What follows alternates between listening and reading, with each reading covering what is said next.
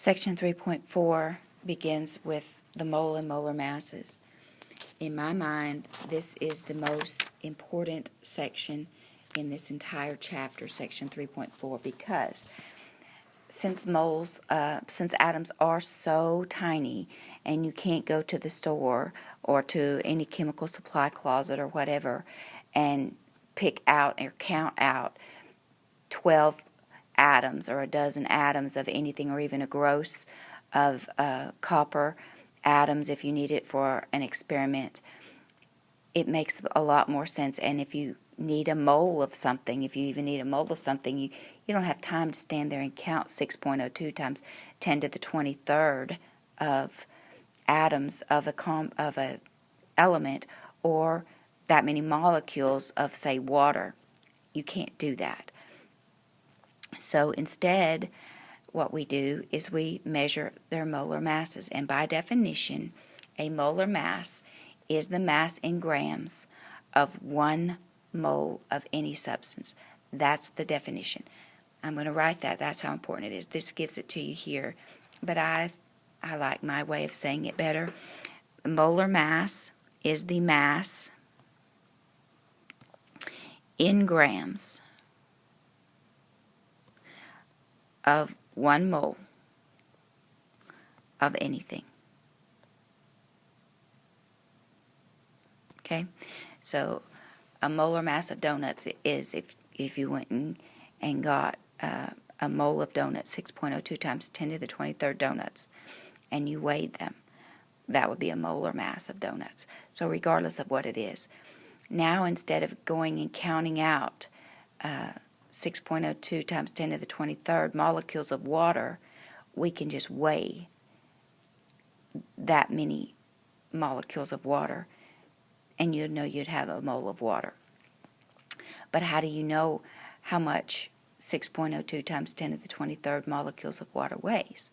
Well, remember last time in section 3.2 when we calculated the molecular mass of substances, and we used the periodic table to say, well, here we have water, and we have 2 hydrogens, and we have 1 oxygen, and each hydrogen had an atomic mass of 1.01 AMU, and each oxygen had an atomic mass of 16.00 AMU, and we multiplied that out, got 2.02, and we multiplied that out, got 16.00, and then we added that together and we got 18.02 AMU. Well, that's the mass in atomic mass units of a single molecule. If we took that and multiplied it by 6.02 times 10 to the 23rd, now we have how much a mole of water weighs. And that is how they come up with a molar mass. And it just so happens that a molar mass in grams is equivalent to a molecular mass in AMU. So, and that makes sense, since the AMU, you take it and you multiply it times a mole, so it makes sense. Okay. Now, let's work some problems like this. Remember, just a couple of slides back, I had told you that there are 3 extremely important conversion factors that are in Chapter 3.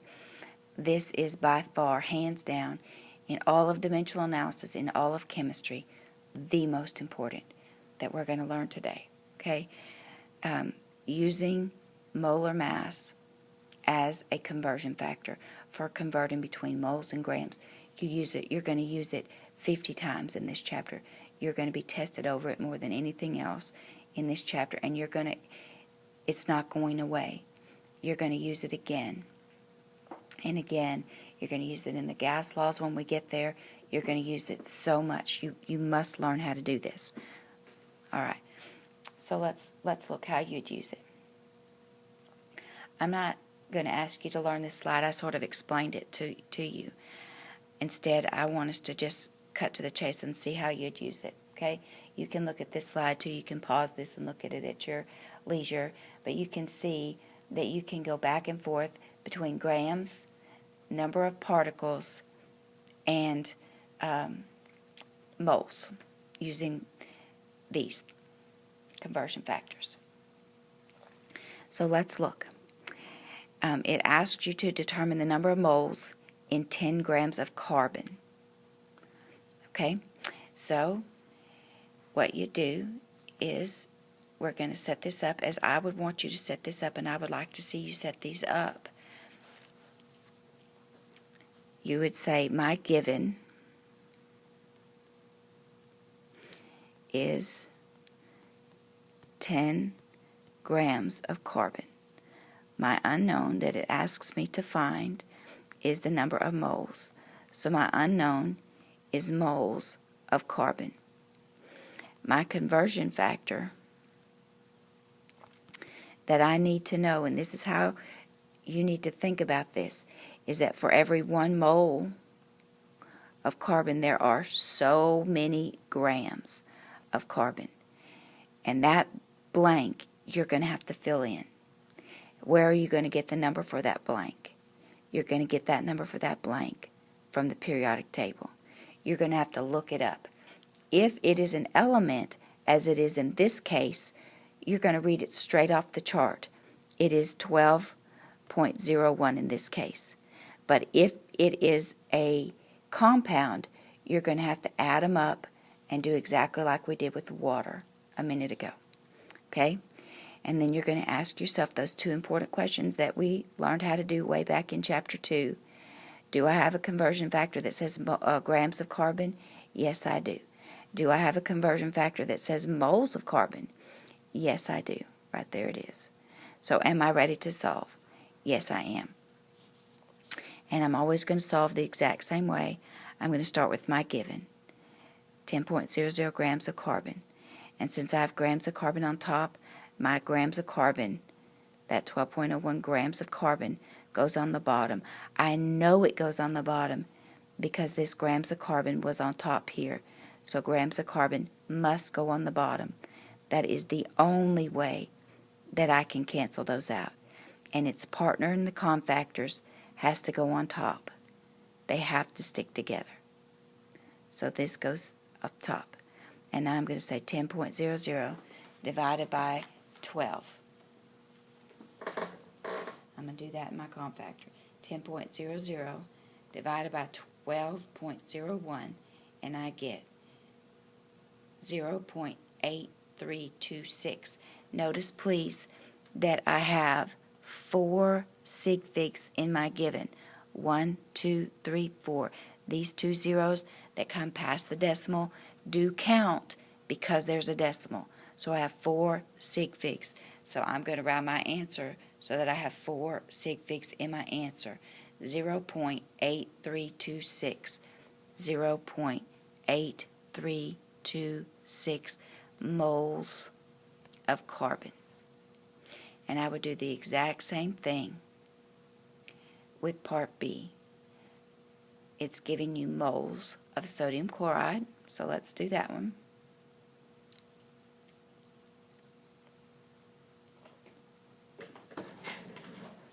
My given is moles of sodium chloride.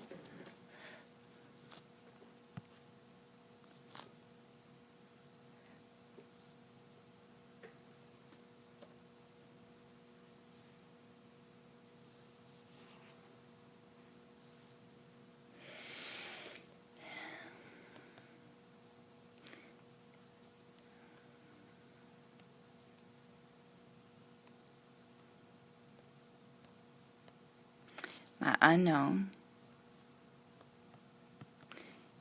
is grams of sodium chloride. And what do I know about that? Well, I've got to find my molar mass because my cofactor is for every 1 mole of sodium chloride, I have so many grams of sodium chloride. So I'm going to come up here and I'm going to say, okay, I have sodium, I have 1 of those. I have chlorine. I have 1 of those. Each sodium weighs, according to the chart that I'm looking at, weighs 22.99 grams. Each chlorine is 35.45 grams. So 1 times 22.99 and 1 times 35.45, because there's one of each in our formula. So that's a 4, that's a 4, carry the 1, that's 7, 8, so it's 58.44. Okay? That's where they got that 58.44. And now you're ready to solve. And you see how they've set it up. And they canceled these moles right here. And that's exactly how they got their answer.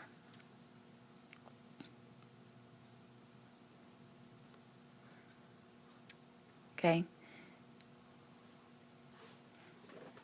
All right. You're going to do so many of these. I can't stress to you how useful it is and how important it is. Here's a sample problem that's on page 93 of your text. How many water molecules? So this is what you need to understand right here.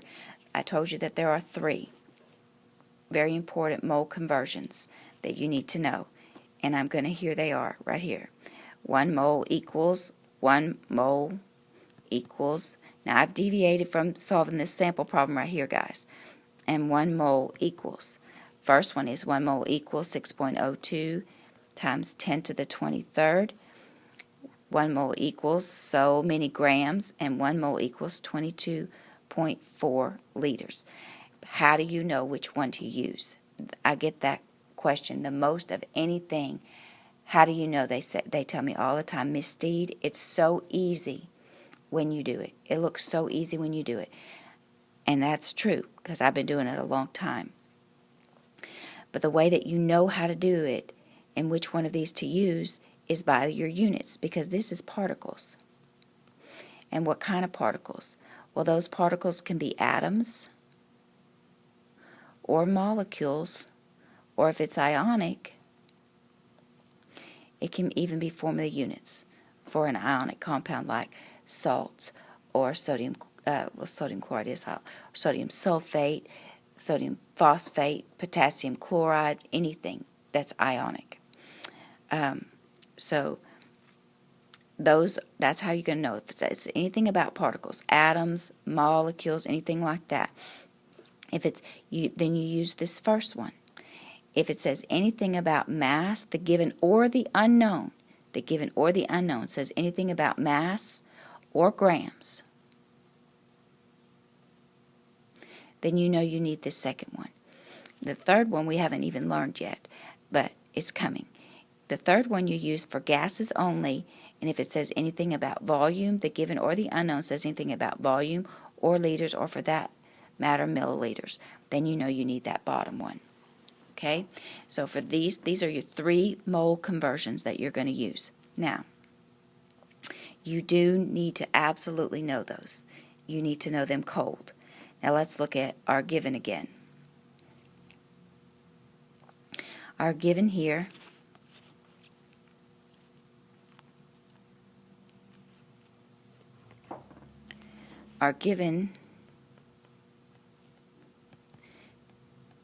is 3.26 grams of water. Now please look at that given. It's grams. So right away you should know, hey, grams, that's mass. I need that 1 mole equals blank grams one for sure. And what's my unknown? Molecules. I need to know the number of molecules. Oh my goodness. Molecules. Which one is that? For molecules, that's that 6.02 one. So this tells me if I'm looking for molecules and grams, I'm going to have 2 confactors. I need to do this twice. So you're going to have to make sure that you understand that. And I know that's based solely on my units. Solely on my units. Okay? So what confactors do I need? What do I know about grams? Well, I know that 1 mole of water is so many grams of water. I know that. Well, how many grams is it?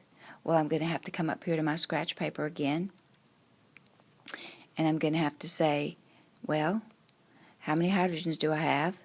2, and each one is 1.01. Well, that's 2.02 right there. And then how many oxygens do I have? 1, and each one is 16.00, and 16.00 plus 2.02, that's 18.02. Okay? And then what about molecules? That one is the same for always. And what is the molecule one?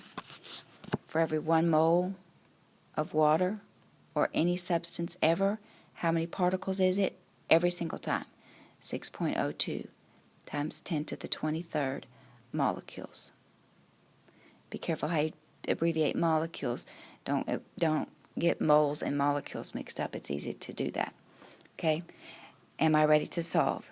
Do I have a conversion factor that says grams of water? There it is, grams of water. Do I have a conversion factor that says molecules of water?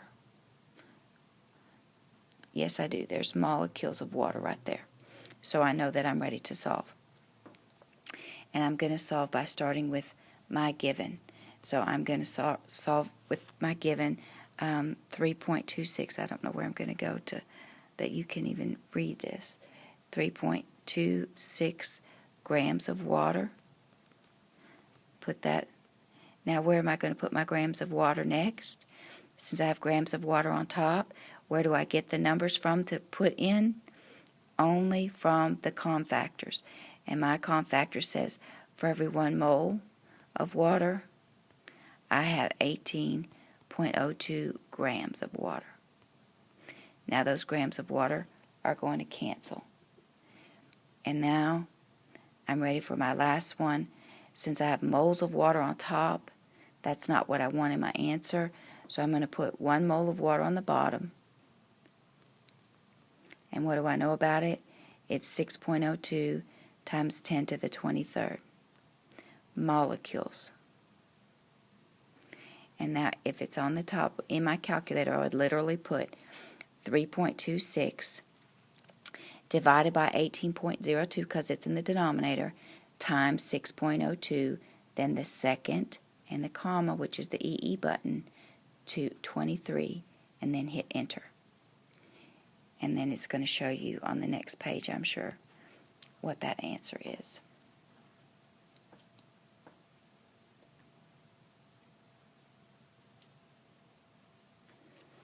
Okay? And you can see what they've done. That's exactly what we did. There's our given, then the cofactors. And notice, please, there's 3 sig figs in our given, and there's 3 sig figs in your answer. And they've also worked out Part B for you as well. Okay? All right.